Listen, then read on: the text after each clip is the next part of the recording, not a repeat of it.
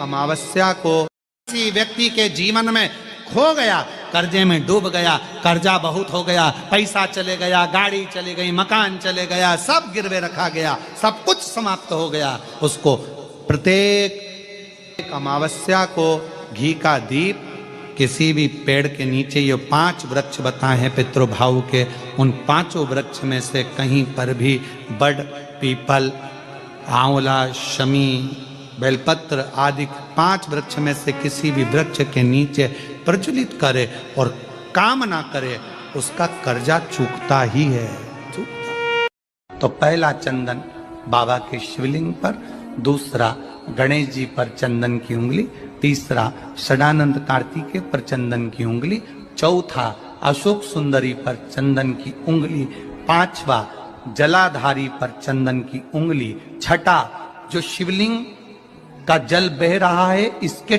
ठीक विपरीत की ओर चंदन की उंगली, और 7वां चंदन नंदी के मस्तक के ऊपर जो 2 सींग लगे रहते हैं उस पर चंदन की उंगली।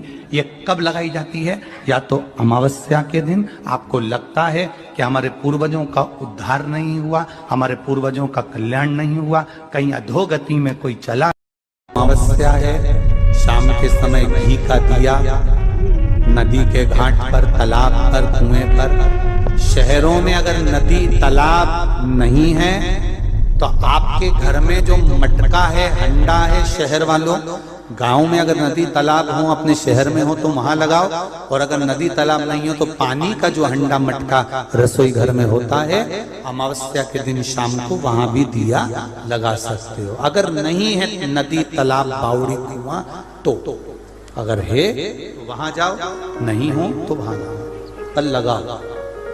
अमावस्या है, शिव की निंदा करता है, भगवान शंकर या भगवान शंकर के भक्त की अगर कोई निंदा करता है, शिव महापुराण की कोई निंदा करता है, आखिरी का उसका शरीर बहुत बेकार हो जाता है। शरीर इतना बुरा हो जाता है कि घर के लोग भगवान से प्रार्थना करते हैं कि इसको उठा लो, गतरा मत रखो इसको संसार। शिव निंदा, शिव की निंदा जो करता है आखिरी में उसको भोगना पड़ता है।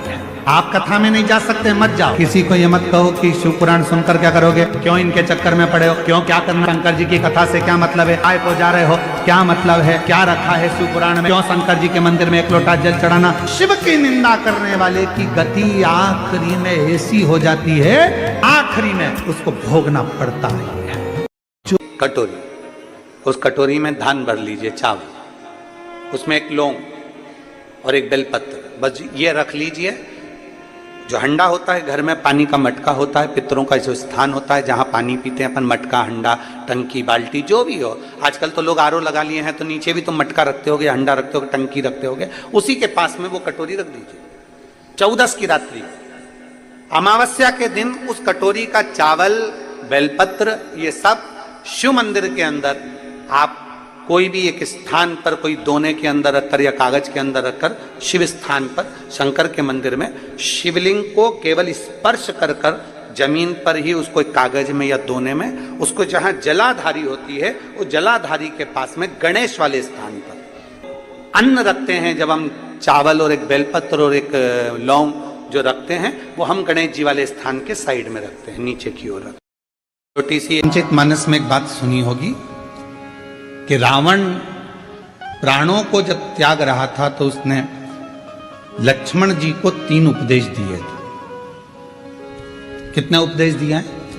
किन्ने भेजा था लक्ष्मण जी को रावण के पास? भगवान श्री राम। उसका सबसे पहला उपदेश कौन सा था? रावण ने मरने से पहले 3 बातें बोली लक्ष्मण जी के कानों में। और आप सबको मालूम है कि लक्ष्मण जी ज्ञान लेने के लिए जब गए थे तो रावण के सिर के पास जाकर खड़े हो गए थे, तो रावण ने मुंह फेर लिया था, ज्ञान नहीं दिया था। लक्ष्मण जी वापिस आ गए थे राम जी के पास में कि ऐसा रावण है, लोग कहते तब विद्वान है, मैं उसके पास गया तो उसने मुंह फेर लिया। भगवान राम जी ने कहा ज्ञान लेते समय सिर पे जाके बैठते हैं कि चरणों में बैठते हैं? तो कहाँ गया था? तो के सिर के पास, चरणों में जाकर बैठ। रावण पड़ा है मृत्यु सैया पर, जमीन पर, लक्ष्मण जी उसके चरणों में जाकर बैठ गए तो रावण ने हाथ का इशारा कर कर बुलाया मेरे करीब। 3 उपदेश रावण ने मृत्यु की सैया पर मरने से पहले लक्ष्मण जी के कानों में दे दिया। पहला, अच्छे कार्य में 1 मिनट की देरी मत करो। लक्ष्मण, यदि कोई अच्छा कार्य हो रहा है और उसमें अगर आपको जाने का मौका मिल जाए तो 50 काम छोड़ दो, सबसे पहले अच्छे काम में पहुंचने का प्रयास करो।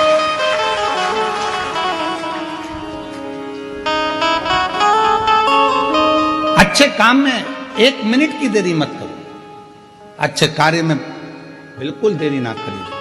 अच्छा कार्य करने का मौका मिला तुरंत जाइए, भगवत भजन करिए, स्मरण करिए। किसी का भोजन कराने का मौका मिल जाए, किसी को पानी पिलाने का मौका मिल जाए। शिव महापुराण की कथा तो कितनी बड़ी बात कहती है कि किसी को अगर गिलास भी पानी का दिया जाए तो ये वाला हाथ को भी छोड़ा ना जाए, इसको भी टच कर लो। हो सकता है कि हमारा जब शरीर, हो सकता है कि ये जो आधा शरीर है, आधा भाग है मनुष्य का शरीर, जो आधा भाग किसी काम को नहीं कर पाता तो मरने से पहले आधा तन काम करना बंद कर देता है। लोग उसको पैरालिसिस कह देते हैं। आधा शरीर काम नहीं करा।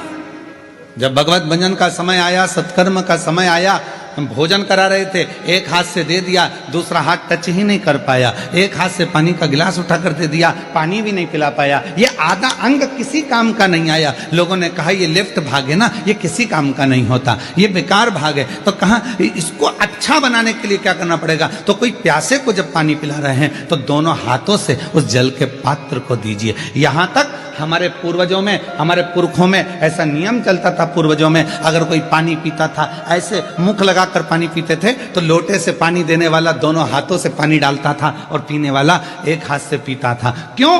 क्योंकि वो ग्रहण कर रहा है और वो देने वाला दोनों हाथों से दे रहा है। तो ये हाथ का प्रयोग पूर्ण होना चाहिए, जिससे मरने से पहले इस शरीर का आधा अंग रह ना जाए। इसको चालू रखने के लिए अभी से काम करना पड़ेगा। शिव जी के मंदिर में दोनों हाथों से जल चढ़ाइए, शंकर जी के मंदिर में दोनों हाथ से सफाई करिए, शिव जी के मंदिर में दोनों हाथ से झाड़ू पोछा करिए, शिव जी के मंदिर में दोनों हाथ से दीप को लगाइए। शिव जी के मंदिर, कई माताओं की आदत रहती है एक हाथ में घंटी पकड़ ली, एक हाथ में पकड़ लिया दिया, एक से घंटी बज रही है, दूसरे से दिया बज रहा है। पर हमारे यहां पर यहां तक कहा गया कि प्रथम आरती प्रारंभ होने से पहले मंदिर के घंटी को नाद करिए और नाद करने के बाद थोड़ी देर दोनों हाथों से दीप जलाकर उसको घुमाइए। अर्थात भगवान के सामने ये दोनों हाथों का सदुपयोग करिए, प्रयोग करिए। उसके बाद फिर भले एक हाथ में दिया ले लो, एक हाथ में घंटी ले लो, चल जाएगा, पर ये दोनों हाथों का सदुपयोग होना चाहिए, दोनों हाथों का। और कोई पिछले जन्म के अच्छे कर्म मुझे बाबा तेरा साथ मिला, कोई पिछले जन्म के अच्छे कर्म मुझे बाबा तेरा साथ मिला। पूर्व का कोई कर्म तो अच्छा कर्म, यहां तक हमारे शास्त्र कहते हैं, कितना सुंदर कहा, एक चावल के दाने को भी अगर शिव जी पर चढ़ाया जाता है तो डब्बे में से, कई माताओं की आदत रहती है डब्बा खुला हुआ है, डब्बा रखा हुआ है, उसमें से एक चावल का दाना उठाया, शिव जी को चढ़ा दिया। शिव महापुराण की कथा कहती है डब्बी में से अगर शिव जी को चावल का दाना चढ़ा रहे हो, पहले डब्बी में से उठाकर अपनी हथेली पर रखो, फिर उस चावल के दाने को भगवान को समर्पित करते चलो, समर्पित करते चलो, फिर कर ये शरीर आधा ना रह जाए, आधा ना। अब जो हाथ देखकर भी क्या करोगे, दिखा के भी क्या करोगे? ईमानदारी से बोलो, जो किस्मत में है वो तो भोगना पड़ेगा। क्या होगा उससे ज्यादा? लिखा उसे कोई काट नहीं सकता। अब मंदोदरी के पास खबर पहुंच गई कि लंका में कोई एक ज्योतिष आचार्य आया है, बड़ी सुंदर हस्तरेखा देखता है। मंदोदरी आ गया, उधर रावण युद्ध के मैदान में युद्ध कर रहा है, इधर मंदोदरी हाथ दिखा रही है, बताइए मेरा भाग्य क्या कहता है। लंकाधिपति रावण की धर्म पत्नी मंदोदरी कहती है मेरा भाग्य क्या कहता है ये बता दीजिए।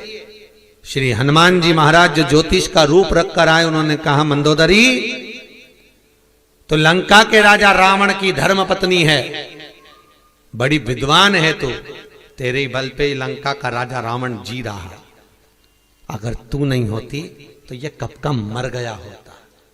मंदोदरी बोली बिल्कुल सत्य बोले हो महाराज, बिल्कुल सत्य, वो तो मैं हूं इसलिए जिंदा है, बस तू ही जिंदा रखी है, और तेरे पास में रावण की वो चीज रखी है जिसके कारण रावण नहीं मर रहा। मंदोदरी बोली महाराज जी बिल्कुल सत्य कहा, राम जी में वो प्रबलता नहीं हो सकती जो रावण को मार दे। वो तो मेरे पति लंकाधिपति रावण ने तप करा था, ब्रह्मा जी से वर मांगा था, वर दिया ब्रह्मा जी ने, रावण बोला मैं मरूं नहीं ऐसी वर दीजिए, ब्रह्मा जी ने कहा ये नहीं हो सकता, तो मेरी नाभि में अमृत दे दीजिए, कहा दिया, सब ने सुन लिया, सब तप कर करके चले गए। रावण थोड़ी देर रुक गया और ब्रह्मा जी से बोला एक वर और दे दीजिए। क्या?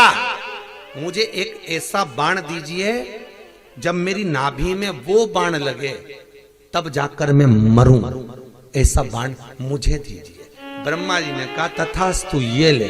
ब्रह्मा जी ने वो बाण रावण को दिया, रावण ने वो बाण मंदोदरी को दिया, मंदोदरी ने अपने सोने वाले कमरे में उस बाण को दीवार में चुनवा दिया। मंदोदरी कहती है रावण को मैं बचा कर रखी हूं। हनुमान जी ने सुना, असली रूप में आए, लंका में पहुंचकर दीवार को तोड़ा, बाण को निकाला, राम जी को दिया, कहा ये मेरा भगत है, इसको मोक्ष देने का काम भी मेरा है, ये बाण भी मेरा है, मारिए। अब जाएगा, अब जाएगा। तब जाकर वो मेरे नारायण के हाथ से लंकाधिपति रावण मरा। तब उसको शिव ना चाहे तो कुछ नहीं हो सकता। ऊंचाई की बिल्डिंग लोगों को नजर आती है, 4 मंजिल की बिल्डिंग लोगों को नजर आती है, पर 4 मंजिल के नीचे जो सरिया गया है, 4 मंजिल के नीचे जो खुदाई करी गई है, 4 मंजिल के नीचे जो खोदा गया है वो नहीं दिखता है। होता है एक कथा आती है बड़ी सुंदर। एक भिखारी सोच लिया मुझे सम्राट बनना है। एक भिखारी ने सोचा मुझे राजा बनना, और चाहे कुछ भी हो जाए मैं राजा बन के रहूंगा, मैं सम्राट बन के रहूंगा। अब भिखारी ने सोचा मुझे सम्राट बनना है, तो किसी ने भिखारी से पूछा कि तुम सम्राट कैसे बनोगे? तो भिखारी ने कहा भीख मांग के। अरे भिखारी, भीख मांगकर कोई सम्राट बनता है क्या? पर मुझे बनना है। भिखारी ने चौराहे के पास में अपनी चादर बिछाई फटी हुई और बैठ गया भीख मांगने के लिए। भीख मांगता रहा, मांगता रहा, मांगता रहा, मांगता रहा, 10 साल, 15 साल, 20 साल, 25 साल, 30 साल, 40 साल भीख मांगता रहा, मांगता रहा, मांगता रहा, मांगता रहा। और एक दिन भीख मांगते मांगते मांगते मांगते मांगते मांगते उसकी अंतिम क्षण आ गया और भिखारी सीता राम हो गया। उसका सम्राट बनने की आशा, उसका राजा बनने की आशा उसके साथ ही मर गई, उसी के साथ समाप्त हो गई। भिखारी मर गया, भिखारी समाप्त हो गया। अब गांव के लोगों ने देखा, नगर के लोगों ने देखा कि भिखारी मर गया। भिखारी का कपड़ा फेंक दिया, भिखारी की चादर फेंक दी, भिखारी का सामान फेंक दिया। अब जिस जगह पर भिखारी सोता था, जिस जगह पर भिखारी पड़ा रहता था चौराहे पर, वो भिखारी ने उस जगह को इतना गंदा करके रखा था, इतना गंदा करके रखा था कि उसमें बदबू आ रही थी। अब बदबू आ रही थी तो उन्होंने तुरंत खुदाई वाले को बुलवाया और खुदाई करने के लिए कहा कि ये जमीन का ये टुकड़ा भिखारी बैठता था, इसमें बदबू आ रही, गंदगी हो रही है, इसने इतनी गंदगी कर दी, इसको उखाड़ दो, इसको फेंक दो, उठा फेंको इसको। बुलाया, जेसीबी मशीन वाले को बुलाया होगा, खड्डा खोदने वाले को बुलाया होगा, और बुलाया गया। और बुलाने के बाद में जैसे ही खड्डा, भिखारी जहां बैठता था, सोता था, उस जगह पर जैसे ही खड्डा खोदा, खोदते से ही भिखारी के नीचे से सोना, पैसा, धन, दौलत ढेर सारी निकली, ढेर सारी। अब इतना सारा धन निकला तो नगर के लोगों ने सोचा कैसा भिखारी है, कैसा भिखारी है। थोड़ा सा अगर नीचे खोद लेता और इतनी सारी दौलत उसे प्राप्त हो जाती तो वैसे ही सम्राट हो जाता। जिंदगी भर भीख मांगते मांगते मर गया, पर खुदाई नहीं करा, खोदा नहीं, और सम्राट बनने का आशा लेकर मर गया। थोड़ा सा खोदता तो उसमें से धन मिल जाता, धन मिल जाता तो सम्राट बन जाता। अर्थात शिव महापुराण की कथा कहती है हम भी ऐसे ही हैं, हम और आप सब एक जैसे हैं।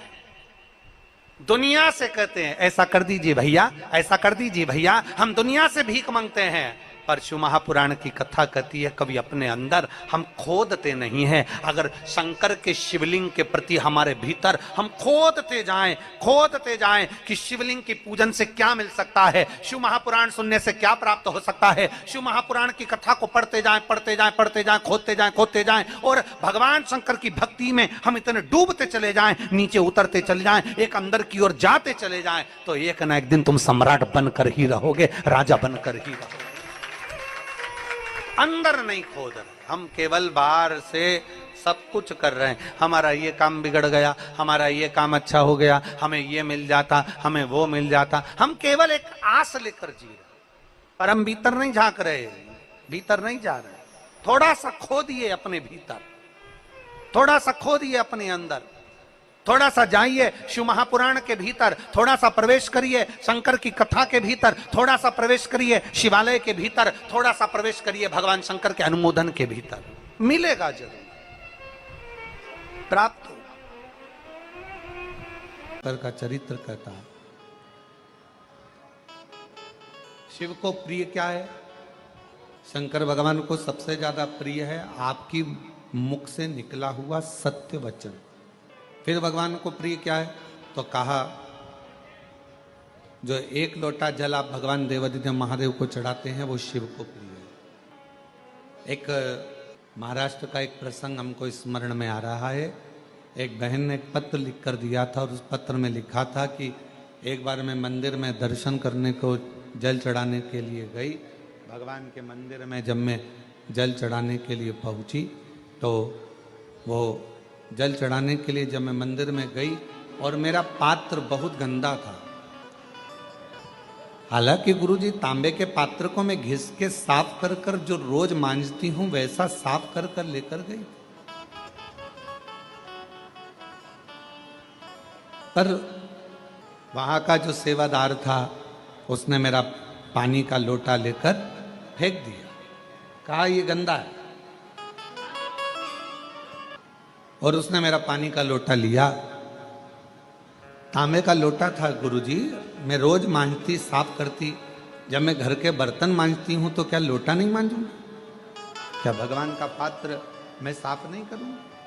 पर उसने मेरा पानी का लोटा फेंक दिया, गंदा है। गुरुदेव मन को बड़ा दुखा, मन को बड़ा दुखा। फिर मैंने दूसरे मंदिर में जाना प्रारंभ करा। वो महाराष्ट्र का पत्र था और अगर जो सुन रही होगी उसको स्मरण में होगा। फिर मैंने दूसरे मंदिर में जाना प्रारंभ, पर गुरुजी कुछ समय के बाद जिसने मेरा पात्र फेंका था वो बड़ा कष्टप्रद हो गया, बहुत उसको रोग ने घेर लिया। उसको शरीर में ऐसा रोग हो गया कि उसका हाथ उठ नहीं पा रहा था, पांव से वो चल नहीं पा रहा। गुरुदेव कारण क्या हुआ, कारण क्या था उस समय